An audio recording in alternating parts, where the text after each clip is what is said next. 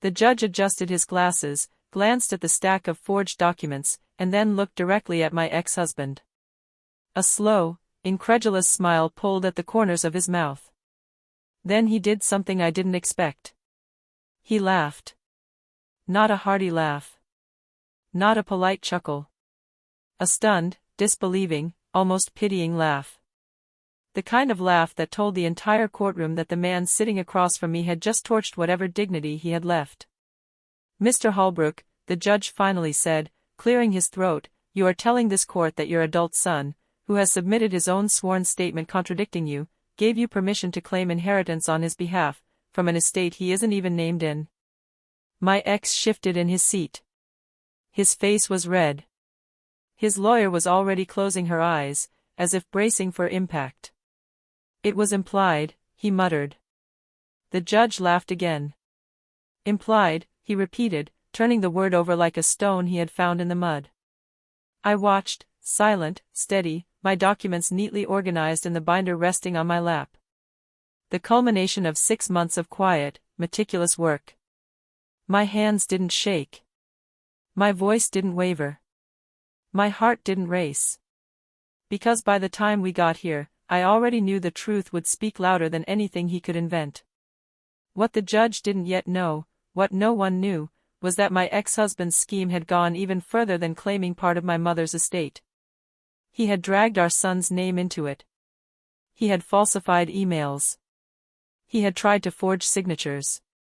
He had spun a story so absurd that even I, after decades of knowing him, couldn't believe he had crossed this line. But here he sat. Desperate. Cornered. And seconds away from unraveling entirely. I folded my hands and inhaled slowly. Because as satisfying as this moment was, it wasn't the beginning. It wasn't even the middle. The real story, the one I'm about to tell, started months earlier, with a phone call from my estate attorney and a single sentence that froze my blood. "Sharon, someone has filed a claim against your mother's estate in the name of your son. A claim my son never made. A claim my ex had submitted on his behalf. All to get money he was never entitled to. I'll show you how I dismantled him. Piece by documented piece. But first, you need to know who I am, and how a man like him once convinced me he was trustworthy. This is my story. And trust me, by the end of it, you won't be surprised." The judge laughed. "You'll be surprised my ex wasn't escorted out in handcuffs. Before the courtroom showdown, before the forged signatures, before the unraveling, there was a moment where I realized something far worse. My ex had counted on me remaining silent. He had forgotten who I became after surviving him. And he had no idea what I was capable of. My name is Sharon Elwood, and I'm 68 years old. Old enough to know the value of silence. Old enough to know the power of speaking at the right moment. I live alone now, in a small but warm house in northern Oregon, tucked between 2 tall cedar trees that sway like old friends whenever the wind shifts. My days are quiet. I tend my garden. I read. I bake bread when the weather dips below 50 degrees. And though my life is peaceful now, it wasn't always. There was a time I believed chaos was simply part of being married. Part of being a mother. Part of surviving life with a man who could invent an argument out of thin air, or turn a minor inconvenience into a full-blown crisis. My ex-husband, Mark, wasn't always terrible. That's the truth. I didn't marry a villain. I married a charming, ambitious man with a smile that warmed rooms and a temper that smoldered quietly beneath the surface. I didn't see the danger until much later, after the wedding rings were exchanged, after our son, Daniel, was born, after the subtle digs transformed into sharper ones. People often assume that the hardest part of leaving a marriage is the physical act of walking away. But that's not true. The hardest part is learning to stop explaining yourself. To stop justifying your own decisions. To stop trying to make someone understand the harm they refuse to acknowledge. I left Mark decades ago. And I rebuilt. Carefully. Patiently. Quietly. Our son grew into a thoughtful, measured, occasionally stubborn man, traits I recognize from myself more than anyone else. At 38, he has a life of his own in Colorado, a wife he loves deeply, and a career in tech that still confuses me even after he's explained it 15 times. We speak regularly. He visits when he can. And though he loves his father, he keeps him at a distance that is polite but unmistakable. Mark and I share very little now, except his knack for inserting himself where he isn't wanted. When my mother passed last year, I expected grief. I expected paperwork. I expected the strange numbness that follows loss. What I did not expect was for my ex-husband to drag our son's name into my family's inheritance. Especially after decades of barely having any financial overlap with me. My mother had been meticulous about her estate. She left clear instructions, detailed records, and well-defined beneficiary designations. Mark was nowhere in them. He had never been part of her financial life, nor mine, since the divorce. And yet here he came, stomping through the quiet aftermath of her passing, as if he had some inherent right to benefit from a woman he'd always regarded as your mother, not mine. What he didn't understand, what he could never understand, was that grief doesn't weaken me. It focuses me. And when confronted with injustice, I do not lash out. I do not panic. I get organized. I gather documents. I create timelines. I consult experts. I prepare. And once I prepare, I pursue truth with the steadiness of a tide. Mark had miscalculated. He thought he could slip a fraudulent claim into the estate process unnoticed. He was wrong. And the moment I discovered what he had done, I knew exactly what needed to happen next. But before I confronted him, before I gathered evidence, I had to understand a deeper question. Why on earth did he think he could get away with it? My family has never been loud. We're not the kind who slam doors or throw accusations across dinner tables. We were raised on restraint, on listening before speaking, on allowing silence to reveal what words sometimes hide. My mother used to say, stillness tells the truth faster than shouting. I didn't understand that as a child. I understand it now. Especially when it comes to the two men in my life who could not have been more different, my son, Daniel. And my ex-husband, Mark. Daniel has always been gentle. Thoughtful. Private. He thinks before he speaks, and sometimes he thinks so long that he forgets to speak at all. When he was young, he used to sit at the kitchen table with Lego bricks and build intricate structures, quietly humming to himself. Mark, meanwhile, would stand behind him, arms crossed, insisting he should do something useful. I remember telling him that imagination was useful. That Daniel would be fine.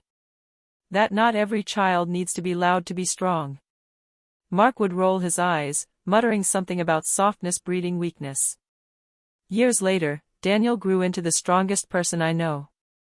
And Mark became the weakest. After the divorce, the distance between them widened naturally. Not because I poisoned their relationship, I never have, and I never will, but because Daniel grew old enough to see things clearly. He saw the manipulation. The self-pity. The way his father apologized without changing anything. He saw the emptiness behind the charm. But Daniel is kind. Painfully so. He kept his father and his life out of obligation, not affection. They spoke a handful of times a year. Birthdays. Holidays. Occasionally when Mark needed something. But Mark and I, we never truly separated. Not emotionally. Not in the way that counts. People believe divorce is a clean cut, like severing a rope. But with someone like him, it's more like removing a vine. Even after the plant is gone, the marks remain on the wall. My mother adored Daniel. She doted on him like he was the last warm ember in her life. She left him small heirlooms in her estate, objects of sentimental value, not money. A music box he used to fall asleep listening to. A scarf she knitted during her chemo treatments. A photograph of the two of them feeding birds at the pier. Not a single financial asset. Not because she didn't love him. Because she trusted me to care for him, long after she was gone. Mark knew this. He had known it for decades. And yet when my mother passed, he didn't call with condolences. He didn't check on Daniel. He didn't even attend the funeral. But 3 weeks later, he submitted paperwork claiming his son was owed part of the estate. Not Daniel. His son. As if Daniel were an extension of himself. A legal doorway he could crawl through to get what he wanted. The cruelty of it wasn't loud. It wasn't dramatic. It was quiet, calculated entitlement, the kind my mother had always warned me about.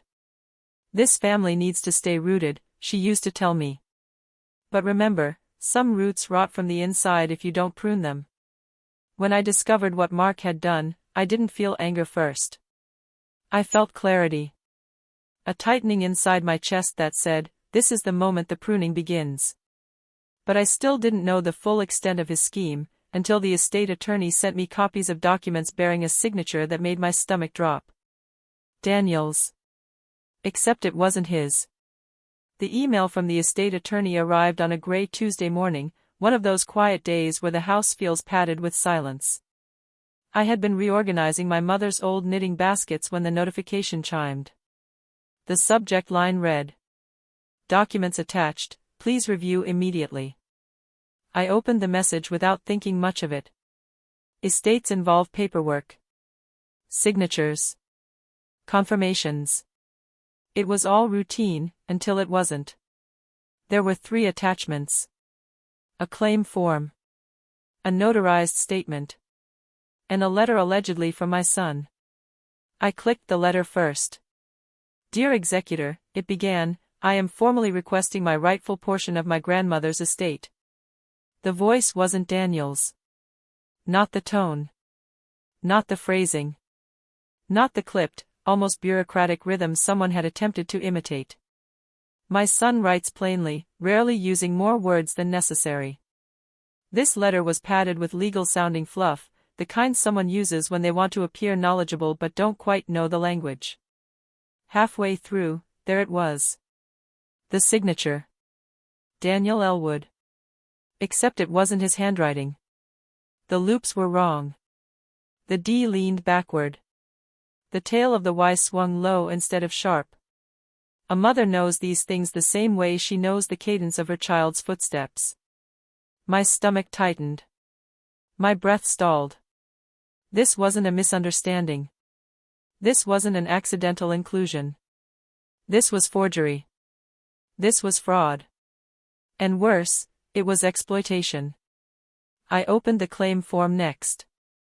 Whoever filled it out listed Daniel as an immediate beneficiary by bloodline and named Mark Holbrook as the assisting party, claiming Daniel was currently unable to manage estate affairs due to personal hardship. Hardship? Daniel was thriving. Working full-time. Traveling with his wife. Leading teams at work. The only hardship in his life was having a father who used him when convenient and ignored him when not. My pulse thudded in my ears. I opened the 3rd document, the notarized statement. And that was the moment the air left my lungs entirely. It was signed by Mark. He had stood in front of a notary public, sworn under penalty of perjury that his son had authorized him to pursue the estate claim, and attached a forged letter as proof. It was breathtaking, in the way disasters can be breathtaking, so audacious you almost admire the commitment to wrongdoing. Almost. I forwarded everything to Daniel with a simple message. "Call me when you read this." He rang within minutes. His voice was tight, low, with that undercurrent of disbelief daughters and sons feel only when a parent has truly crossed a line. "Mom. I never wrote this. I never signed anything.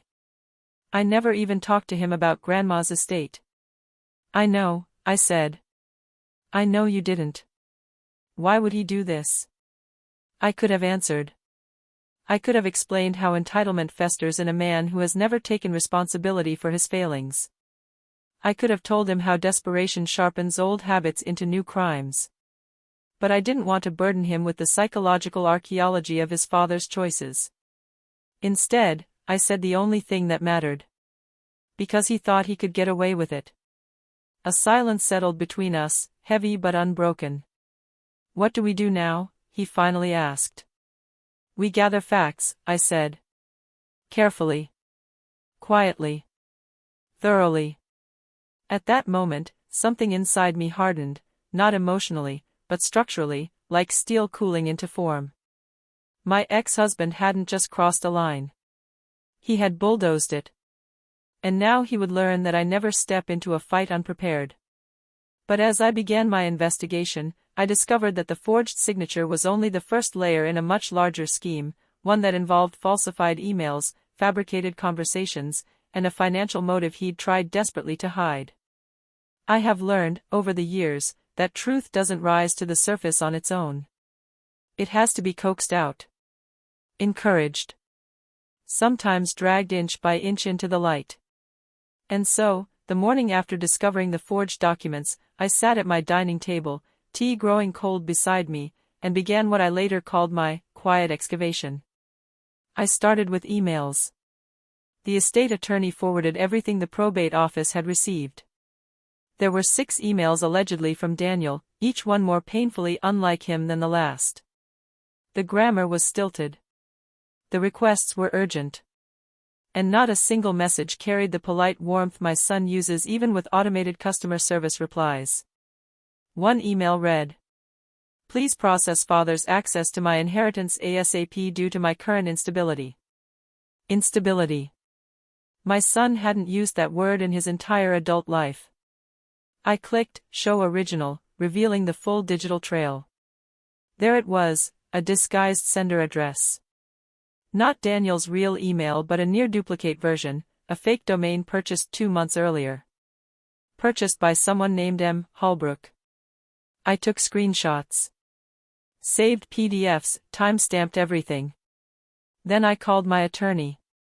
Her name is Monica Reyes, a woman in her early 70s with a voice like polished oak, steady, resonant, unhurried. We met years ago when she handled my own estate planning, and I trusted her the way one trusts a surgeon or a pilot, implicitly. "Sharon," she said after I explained the situation, "this isn't a misunderstanding. This is a deliberate attempt to commit probate fraud." "I know," I replied. There was a pause on her end, a kind of contemplative silence I had grown to respect. "We need to build a timeline," she said. "Every action your ex-husband took. Every discrepancy. Every document that contradicts him. Fraud collapses under clarity." So I began assembling clarity. First, I obtained Daniel's employment records to confirm he was indeed working full-time during the period Mark claimed he was incapable of managing financial affairs. Then I pulled 2 years of my mother's estate planning documents, showing explicit beneficiary designations with no mention of Daniel receiving monetary assets, only sentimental items itemized separately. Next, I researched the notary public who stamped Mark's sworn statement. A young woman fresh out of certification.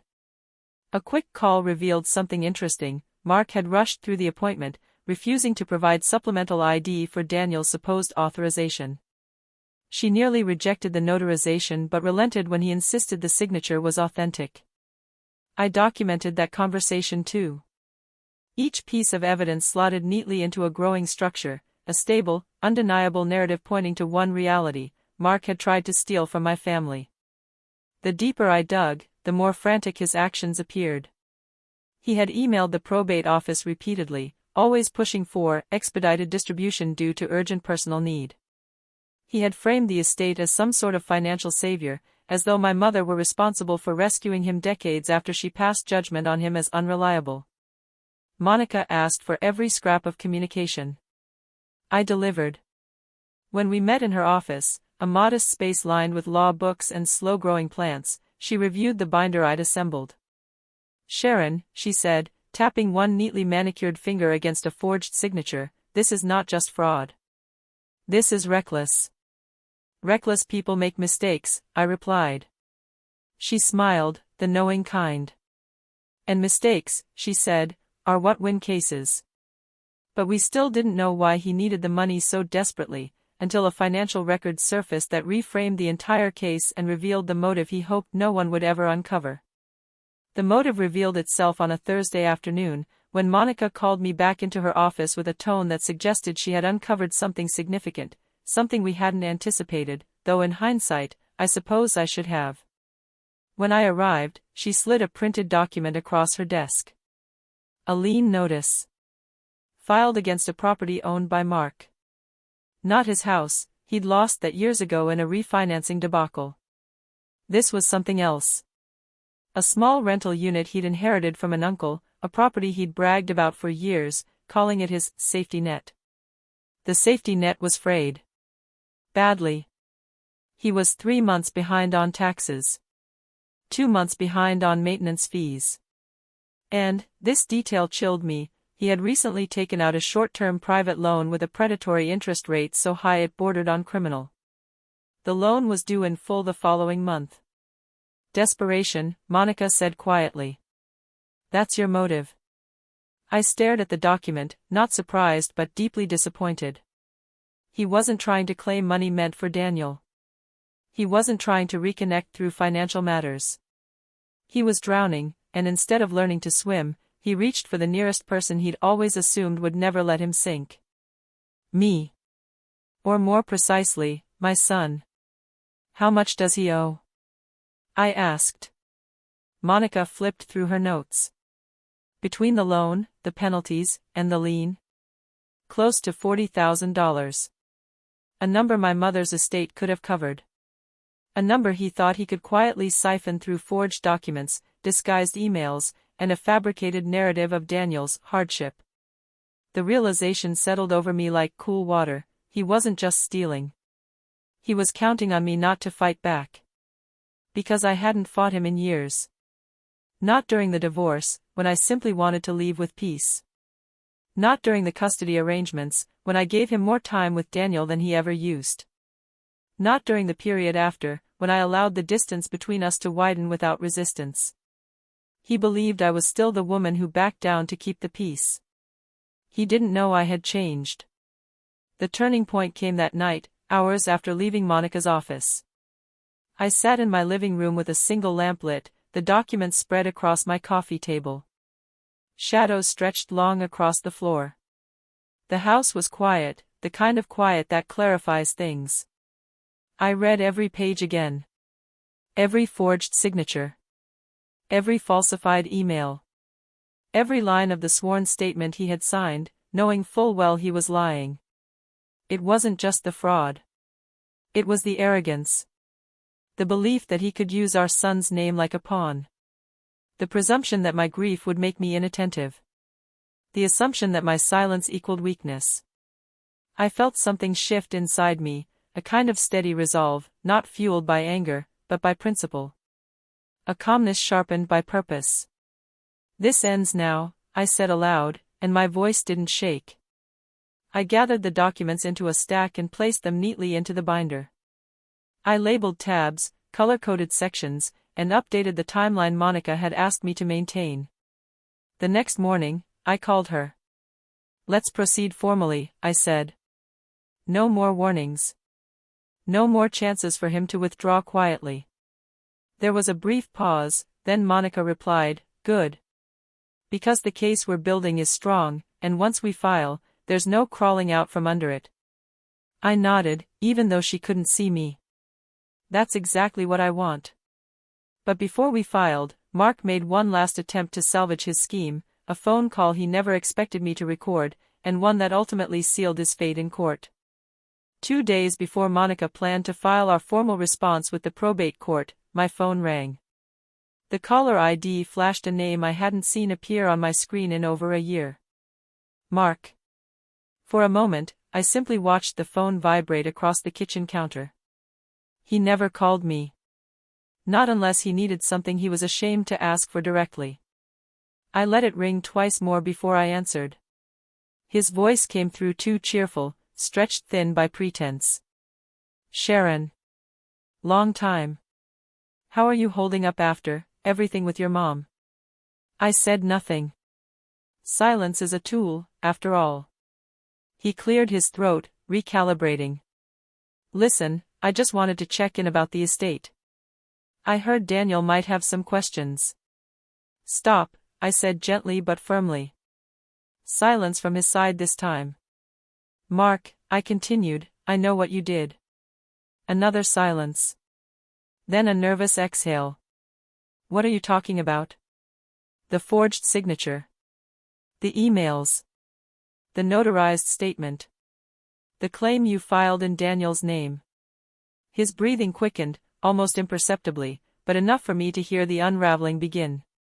Sharon, that's a misunderstanding, he said quickly. Daniel told me, well, he implied, that he didn't want to deal with the estate paperwork because things were complicated for him right now. Daniel is doing better than ever. And you know it. Again, silence. Not defensive this time. Strategic. Calculating. The kind he used when trying to gauge how much the other person already knew. I let the moment stretch. When he finally spoke, the mask cracked. Look. Sharon.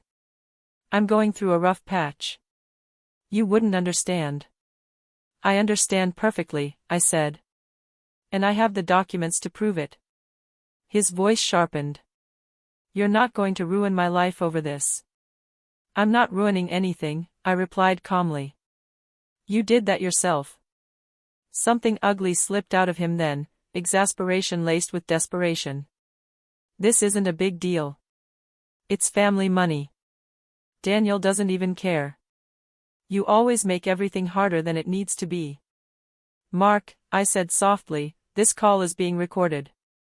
The silence on the line wasn't empty. It was heavy. Dense. The kind of silence created when a person realizes they've just cornered themselves. You can't do that, he stammered.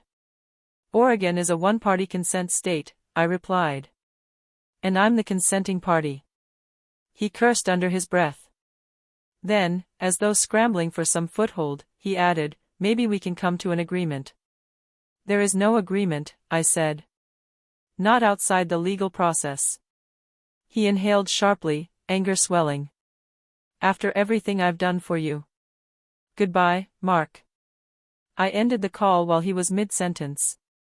Then I forwarded the recording to Monica, who listened twice before saying, "This is gold." And it was. When the probate court received our response, documented evidence of fraud, the forged signature, the fake email accounts, the financial motive, and the recorded call, the judge wasted no time scheduling a hearings date. Mark arrived in court wearing a suit that didn't fit and confidence that evaporated the moment the judge began reading the evidence aloud. His lawyer avoided eye contact. Daniel sat beside me, steady and quiet. And Mark shrank into himself inch by inch, as though the truth were physically pressing him into the chair. He didn't shout. He didn't argue. He didn't swagger. His downfall was silent. Complete. Inevitable. And when the judge laughed, truly laughed, at the absurdity of his fabricated story, I knew the collapse was finally complete. But even after the ruling, consequences continued to unfold, revealing how deeply his actions had cost him, and how much peace waited for me on the other side. The ruling itself was swift and unequivocal. The judge declared the claim null and void, labeled Mark's submissions as knowingly fraudulent, and referred the matter for potential civil penalties. He didn't press criminal charges, that choice belonged to the probate office, but the message was unmistakable. Mark's credibility was gone. His access to the estate was gone. And his attempt to use Daniel as a financial conduit had detonated squarely beneath his own feet. When the hearing adjourned, people shuffled out quietly, murmuring to one another, passing sympathetic glances in my direction. But sympathy wasn't what I felt. Not victory either. What fluttered through me was something gentler, steadier, relief. Daniel and I walked into the hallway together. For a moment, neither of us spoke. It was as if our breath had been held for months, and now the air finally returned, fresh and unburdened. "You okay, Mom?" he asked.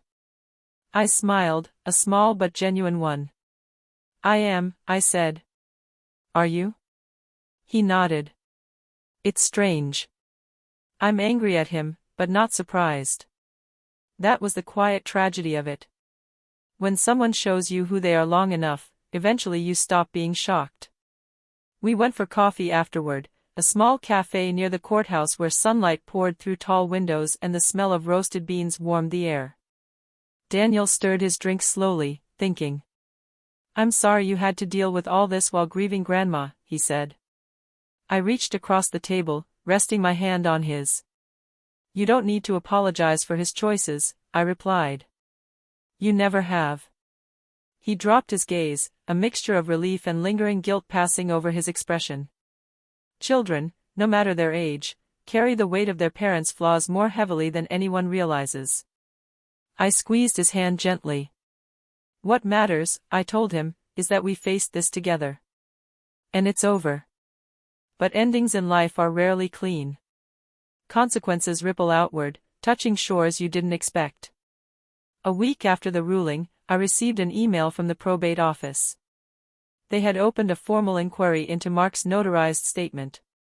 If they found evidence of deliberate falsification, and they would, the penalties could be steep. Financial, certainly. Possibly legal. Part of me wondered how he was handling it. If he had finally confronted the wreckage he built. If he understood that the person who had dismantled the scheme wasn't a vengeful ex-wife, but a woman simply unwilling to let her family's legacy be exploited. I didn't contact him. Daniel didn't either. Days passed quietly. I returned my mother's knitting baskets to their shelves. I tended the young hydrangeas she had planted the spring before her death. I resumed my morning walks, my familiar rituals, my small but grounding routines. And in the stillness of those days, something soft unfolded inside me. I realized I wasn't angry anymore. I wasn't bitter. I wasn't even triumphant. I was peaceful. What Mark had attempted might have been outrageous, but the truth had prevailed so completely, so cleanly, that there was no residue of conflict left behind. Only clarity. Only boundaries. Only a long overdue exhale. One evening, while watching the sun slip behind the cedar trees outside my window, I felt a stirring of gratitude, not for Mark's actions, but for the resilience I'd gained in the years since leaving him. For the steadiness I'd cultivated. For the knowledge that I could protect my family without sacrificing my peace. My mother used to say, "Closure isn't given. It's chosen." And in that moment, I chose it. But the true closure, the lesson I carried forward, didn't arrive until a final letter from the probate office reminded me of something deeper. Justice isn't loud, and revenge doesn't require cruelty. It requires truth. The final letter from the probate office arrived almost a month after the hearing.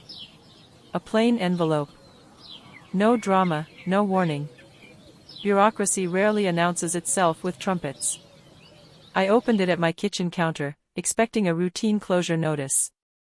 Instead, the letter informed me that their internal review had concluded. Mark's notarized statement was categorically fraudulent. His emails were intentionally deceptive. His actions constituted a deliberate attempt to manipulate the probate system for financial gain. They were imposing a financial penalty, barring him from submitting any claims related to the estate in the future, and flagging his name for enhanced scrutiny in any future probate or civil filings. It wasn't prison time. It wasn't handcuffs or a dramatic takedown. It was something quieter. More enduring.